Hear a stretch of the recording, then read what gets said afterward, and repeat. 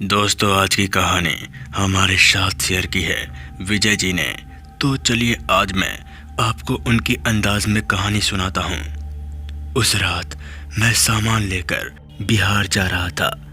मेरे साथ कोई हेल्पर नहीं था क्योंकि उसकी तबीयत बहुत ज़्यादा ख़राब थी, जिस वजह से मुझे अकेले ही जाना पड़ा। किसी प्रशासनिक कार के चलते रूट डाइवर्ट था। यह देखकर मेरा सर चकरा गया, लेकिन मेरे पास कोई ऑप्शन भी नहीं था, इसलिए मुझे उस रास्ते पर जाना ही पड़ा।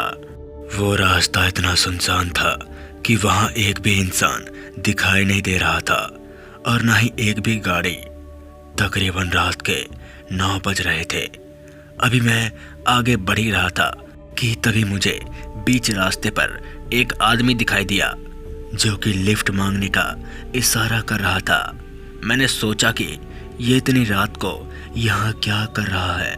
फिर मैं ट्रक लेकर उसके नज़दीक गया और पूछा, अरे तुम इतनी रात को यहाँ क्या कर रहे हो? इस पर उसने जवाब दिया, भैया मैं रास्ता भूल गया हूँ, रूट डाइवर्ट है ना, इसलिए। ये सुनते ही मैंने उसको लिफ्ट दे दिया। फिर मैं ट्रक को आगे बढ़ाने लगा। मैं मन ही मन सोच रहा था कि चलो अच्छा है, कोई साथ तो मिल गया। जब उसे पता चला कि मैं नदी वाले रास्ते से जाने वाला हूँ तो उसने मुझसे कहा, आप इस रास्ते के बारे में जानते हो क्या? तो मैंने हाँ कहा। देखते ही देखते ट्रक नदी वाले रास्ते के नज़दीक पहुँच गई। फिर मैं वहाँ ट्रक रोककर पेशाब करने चला गया। वो आदमी ट्रक में ही बैठा रहा, लेकिन जैसे ही मैं लौटकर वापस आया तो मुझे अपनी आंखों पर विश्वास नहीं हो रहा था, क्योंकि वो आदमी वहाँ नहीं था, बल्कि उसका कटा हुआ सर ट्रक के सीट पर रखा हुआ था। ये देखकर मैं इतना ज़्यादा डर गया कि मेरी सांसें फूलने लगी। फिर मैं डर के मारे तुरंत ट्रक को स्टार्ट करके आगे बढ़ाने लगा, लेकिन ट्रक बंद हो गई। मेरे काफ़ी प्रयास करने के बाद भी ट्रक स्टार्ट नहीं हो रही थी। जैसे ही मैंने बगल वाली सीट पर देखा तो अब उसका सर गायब हो चुका था। उस वक्त मुझे कुछ समझ नहीं आ रहा था कि मेरे साथ हो क्या रहा है। अभी मैं कुछ कर पाता कि तभी वहाँ एक बूढ़ा आदमी आ जाता है और मुझसे कहने लगता है, यहाँ से चले जाओ वरना मरोगे, वो नहीं छोड़ेगी, वो मार देगी। उसकी बातों से ज़्यादा मैं डर तो तब गया जब मैंने देखा कि इतने सुनसान रास्ते पर यह बूढ़ा आदमी अचानक से कैसे आ गया। मैंने सोचा कि वो बूढ़ा आदमी सही कह रहा है, क्योंकि अभी कुछ देर पहले मैंने जो देखा वो भी तो बहुत खतरनाक पल था।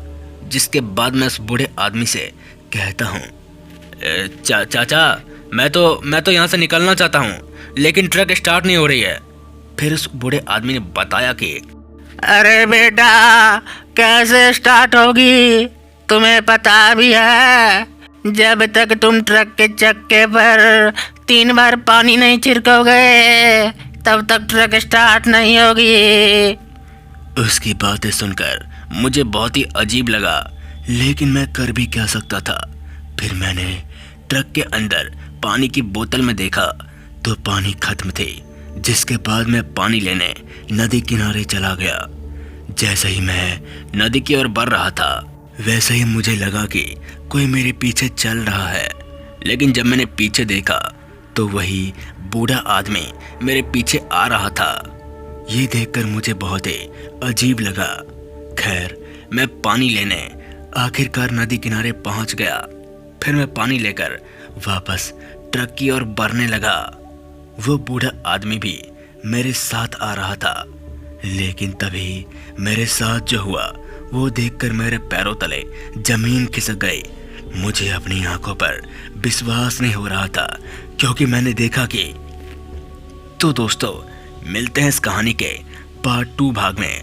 तब तक के लिए जय हिंद, जय भारत।